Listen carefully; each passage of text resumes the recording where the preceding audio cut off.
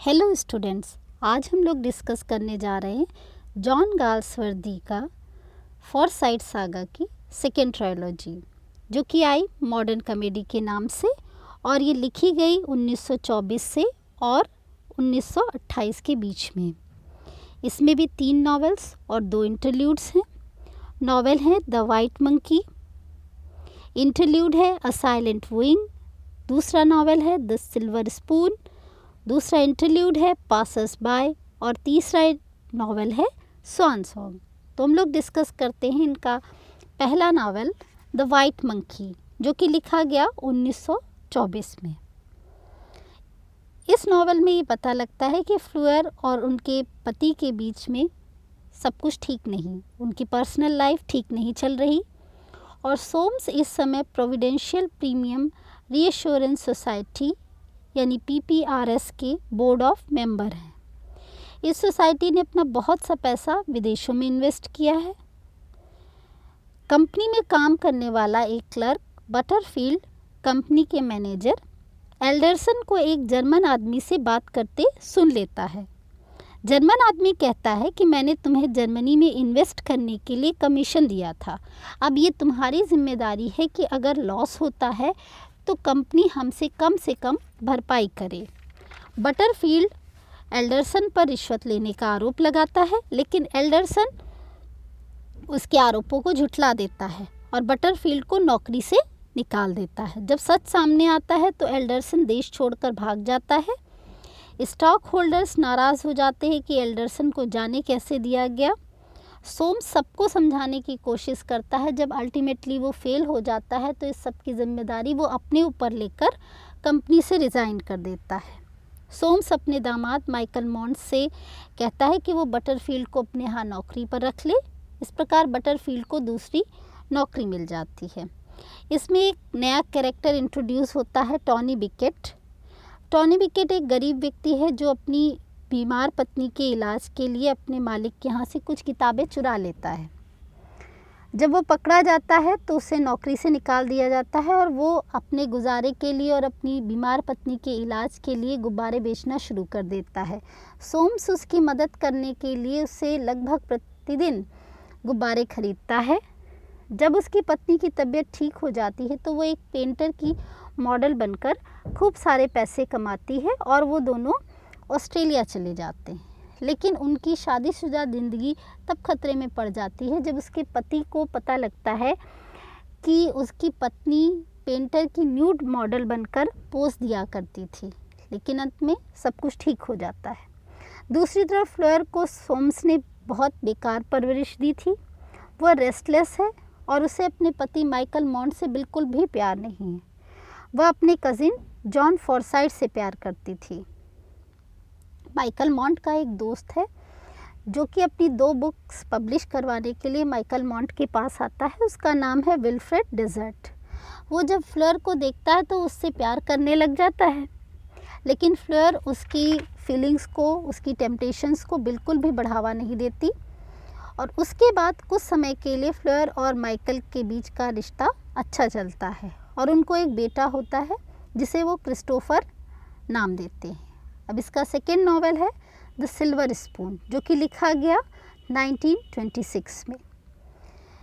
Christopher के जन्म से 1 साल पहले ही माइकल पॉलिटिक्स में आ गए थे और ब्रिटिश पार्लियामेंट के मेंबर बन गए थे। फ्लूअर अपने पति की पॉलिटिक्स में मदद करती है।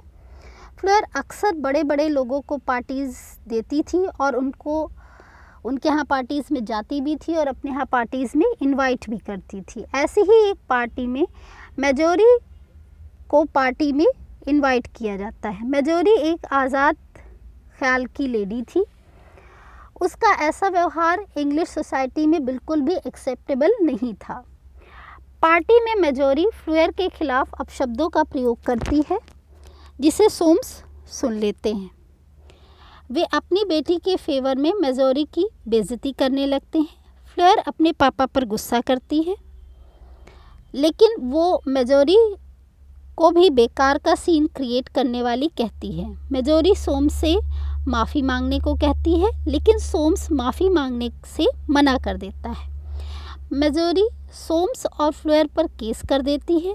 सोम्स ने वकालत छोड़ दी थी, पर वो भूला नहीं था।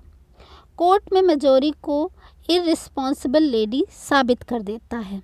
सोम्स केस जीत जाता है, लेकिन इस इंसिडेंट की वजह से फ्लेयर के दोस्त उससे दूरी बना लेते हैं। फ्लेयर और दुखी रहने लगती है। फ्रांसिस विल्मॉन्ट इंग्लैंड घूमने आता है। वो एन विल्मॉन्ट का भाई है। जॉन फॉरसाइट ने एन विल्मॉन्ट से शादी की है। फ्रांसिस को मेजोरी से प्यार हो जाता है, लेकिन मेजोरी उससे शादी करने से मना कर देती है। इस गम में फ्रांसिस को निमोनिया हो जाता है।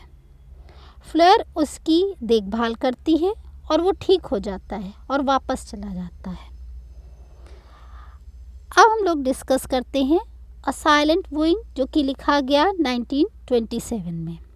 जॉन फॉरसाइट, जो फ्लेयर के लवर थे, अपने पिता यंग जॉलियान के मरने के बाद अपनी माँ इरीन के साथ कनाडा में रहते थे। एक बार जॉन कैमन, साउथ कैरोलिना जाता है, वहाँ पर घुड़सवारी करने के लिए। इस राइडिंग ग्रुप में एन विल्मॉन्ट और फ्रांसिस विल्मॉन्ट भी शामिल होते हैं। राइडिंग के दौरान एन और जॉन खो जाते हैं और कई घंटे एक साथ बिताते हैं। उस दिन जॉन विल्मॉन्ट परिवार के खेतों में भी जाते हैं और जॉन और एन को एहसास होता है कि वे दोनों एक दूसरे से प्यार करने लगे। वो दोनों शादी कर लेते हैं। 1927 में आता है पासर्स बाय इंटरल्यूड। अपने फ्रेंड से लड़ाई के बाद फ्लेयर बहुत अकेली पड़ जाती है। वो अपने पिता सोम्स से वर्ल्ड टूर पर ले जाने को कहती है।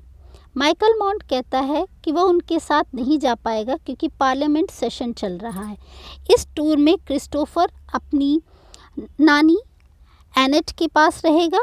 जब फ्लेयर और सोम्स वॉशिंगटन में हैं तो रॉक जेंडर स्टैचू देखने के लिए रॉक क्रीक सिमेट्री जाते हैं। वहाँ सोम्स जॉन और एन को भी देख लेता है और वो नहीं चाहता कि फ्लेयर जॉन को देखे।